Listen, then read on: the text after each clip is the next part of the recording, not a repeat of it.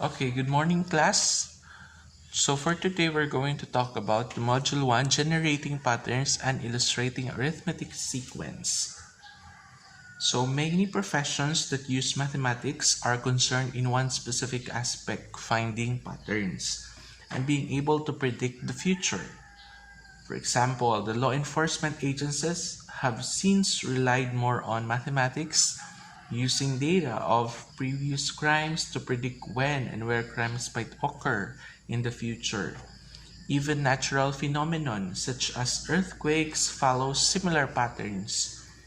Financial analysts also look at historical data or stock prices, interest rates, and currency exchange rates to estimate how financial markets might change in the future. So that's how important is looking into the pattern. So let us begin by defining a sequence. So when we say sequence, this is the arranged list. This is an arranged list of numbers. So the numbers in a sequence are called terms. So for example, in the sequence 2, 4, 6, 8, 10. So it has 5 terms. So the first term is 2, 4, the 4 is the second term, 6 is the third term, 8 is the fourth term, 10 is the fifth term. So a sequence may be a finite or infinite depending on its terms. A sequence is said to be finite if it has first term and a last term. So in this case, this is a finite sequence because it has first term and it has the last term. So it is finite. So if sequence has only first term and no last term, it is called an infinite sequence. So for example, 2, 4, 6, 8, 10, and so on. This is an example of infinite sequence. So the three dots or the ellipses shows that there are other numbers that will follow after the 10.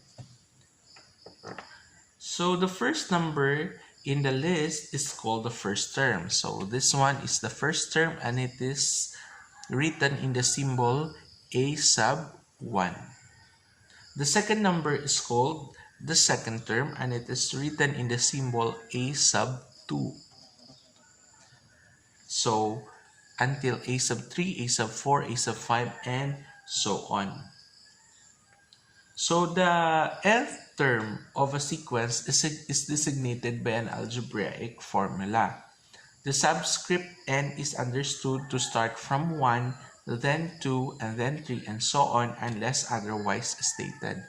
So we use the formula a sub n. So the letter n there means that is the number of term. So if you are referring to the first term, the n must be 1. If you're referring to the 10th term, your n must be 10.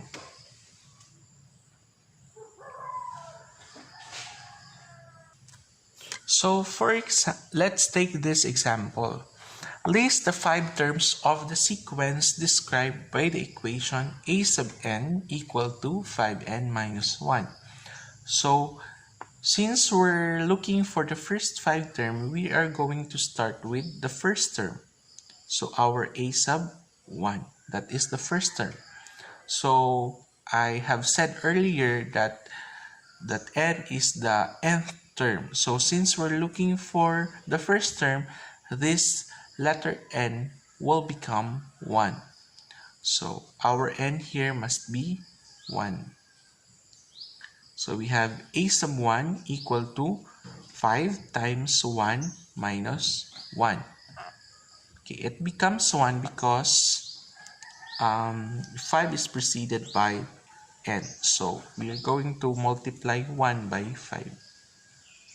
So 5 times 1, that is 5, minus 1. 5 minus 1, that is 4. So it means the first term must be 4. Now let us look for the second term. So since we're looking for the second term, our n must be 2. So we have a sub 2 equal to 5 times 2 minus 1. So let us multiply 5 times 2, that is 10, minus 1. 10 minus 1, that is 9. So it means the second term is 9. Okay. For the third term, we have n equal to 3. So we have a sub 3 equal to 5 times 3 minus 1. So 5 times 3, that is 15, minus 1. So 15 minus 1, that is 14. That means our third term is 14. Let us take a look at the fourth term. So we have n equal to 4. We have a sub 4 equal to 5 times 4 minus 1. 5 times 4, that is 20, minus 1. 20 minus 1, that is 19. So our fourth term is 19. Now let us solve for the fifth term. So let me erase this one. So we're looking for the fifth term. So we have a sub 5 equal to 5 times 5 minus 1. 5 times 5, that is 25, minus 1. 25 minus 1, that is 24. So that is our fifth term. So it means the sequence must be 4, 9, 14, 19, and 24. So these are the first 5 terms of the equation a sub n equal to 5n minus 1. Okay, we are done with generating patterns. So earlier I have told you how to generate the pattern if you are given the sequence. So this time let us illustrate the arithmetic sequence. So in chemistry, water is called H2O because each molecule of water has 2 hydrogen atoms and 1 oxygen atom. So water has the symbol H2O because it has 2 hydrogen atom and 1 oxygen atom. So this is the oxygen and there are 2 hydrogen atoms.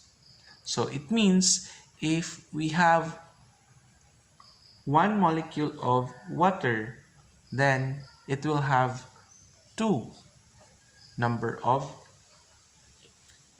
hydrogen atoms. And if we have 2 molecules of water, we are going to have 4 number of atoms of hydrogen atoms. So 1, 2, 3, 4. So what do you think will be the number of atoms if we have 3 number of molecules? That's right, it will be 6. So as you can see, there is a pattern in the number of atoms.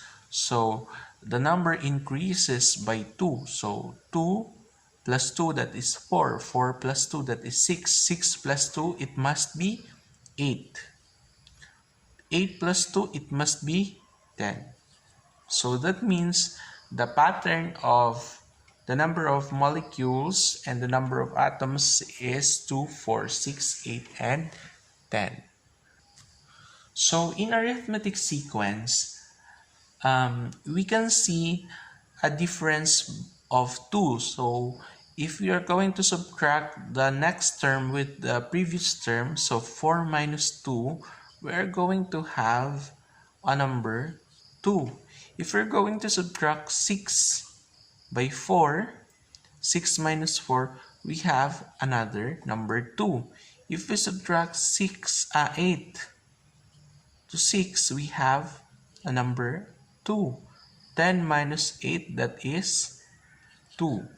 So in arithmetic sequence, the difference between the consecutive terms is the same. So this difference is called the common difference. This is what we call the common difference. So the common difference is denoted by letter D. So in arithmetic sequence, each term is found by adding the common difference to the previous term. So if you're going to generate the sequence, you just have to add the common difference. In this case, the common difference is 2. So if we're going to add 2, we are going to get these numbers. So 2 plus 2, that's 4, 4 plus 2, that's 6, 6 plus 2, that's 8, 8 plus 2, that's 10, 10 plus 2, that's 12, and so on. So every arithmetic sequence has a common difference between consecutive terms. Take a look at these sequences. So let us look for the common difference of each sequence. So in this case, what will be the common difference? So let us subtract. Let's see if there is a common difference. 3 minus 1, that is 2. 5 minus 3, that is 2. 7 minus 5, that is 2. 9 minus 7 is 2. That means since we have all the numbers 2, the common difference is 2. Now for this one, 9 minus 10, that is negative 1. 8 minus 9, that is negative 1. 7 minus 8, that is negative 1. 6 minus 7, that is negative 1. So the common difference is negative 1.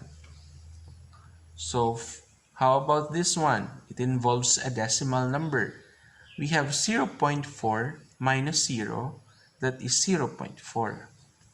0.8 minus 0.4, that is 0.4.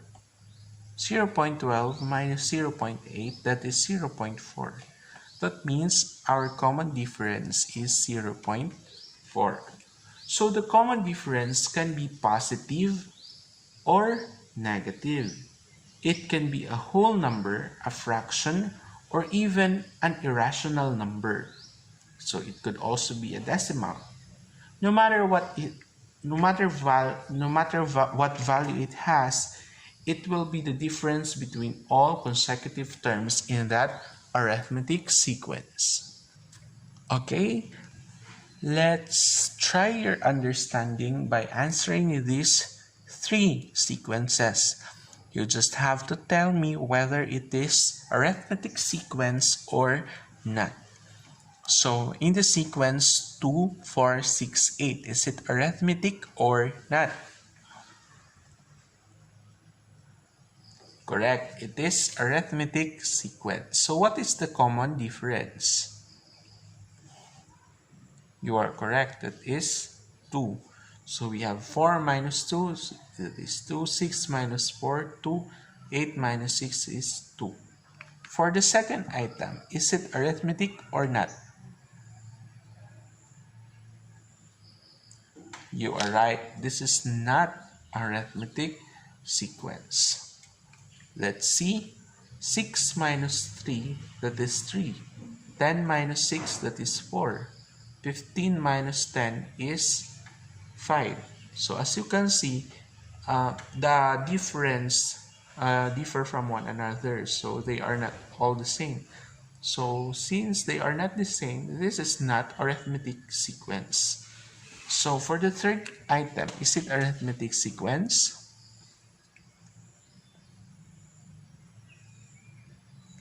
You are correct. This is arithmetic sequence. So let us solve for the common difference. So we have 6 minus 10, that is negative 4. 2 minus 6, that is negative 4. Negative 2 minus 2, that is negative 4. So our common difference is negative 4. Okay, so that's all for today. I hope you have learned something from this video tutorial. So thank you for listening. I'm your teacher CJ, and goodbye class.